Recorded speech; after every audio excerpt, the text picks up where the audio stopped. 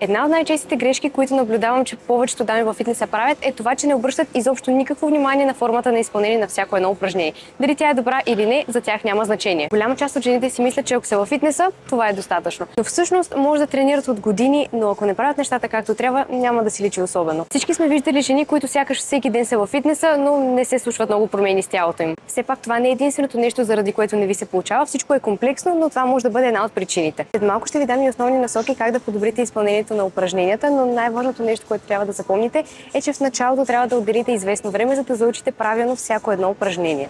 Това става чрез гледане на безплатна онлайн информация, също видеа с правилната техника на изпълнение и много важно нещо, заснемането ви на формата отстрани. По този начин ще може да се видите и да сравните правилна срещу потенциално грешна форма. Друг вариант е да си намерите треньор онлайн или на място, който да ви спести време в лутане из информацията. Така че единият вариант е да инвестирате повече от времето си, а другия е да инвестирате повече средства. И в двата случая това ще ви се отплати дългосрочно, понеже ще се научите да изпълнявате упражненията правилно, което ще ви даде много по-голяма възвръщаемост. По-добре да инвестирате няколко месеца във време и средства, за да се научите как да тренирате правилно, вместо да ходите няколко години насляпо, да се лутате, без да постигате резултати и дори с шанс от контузия, а след време да се демотивирате, че няма резултати или пък не дай си Боже нещо да ви боли.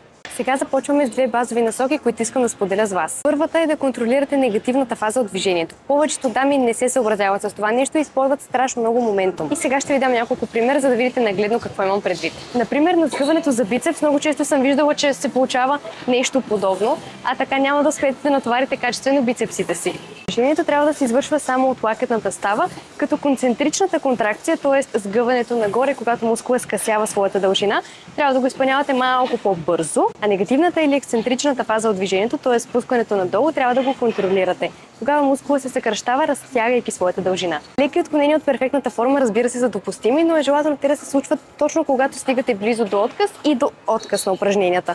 На придърпването на долен скрипец не е желателно да отпускате тежестта по този начин. Желателно е да издърпате по-бързо и да я отпускате контролирано. А когато казвам контролирано, не означава на забавен кадър да я отпускате една минута, а просто с умерено темпо.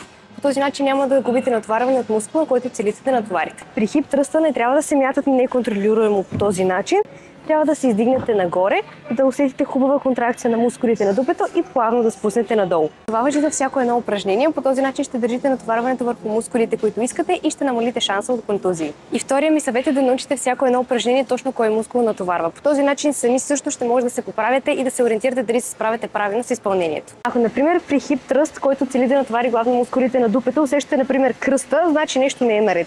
Когато правите придърпване на долен скрипец, е желателно да усещате главно мускулите на гърба си, а не флексорите на лактите, като например бицепса.